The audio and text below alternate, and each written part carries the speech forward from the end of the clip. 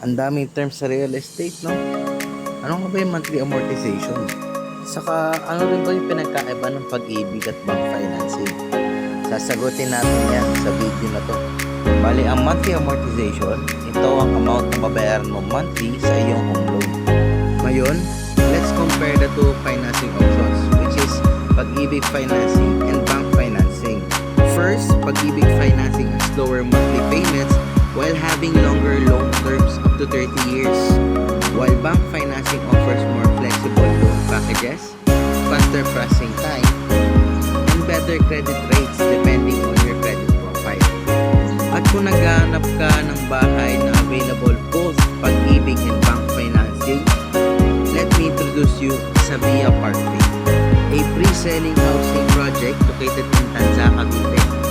40 to 45 minutes away lang to Manila through Cavitex.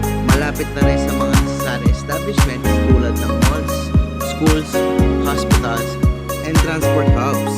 Hindi lang siya magandang bilang bahay, pero bilang investment din dahil maganda ang location at facilities nito. At kung nagustuhan mo sa Via Parkway, just hit like and subscribe para notified ka sa future videos sa Via Parkway. Thank you!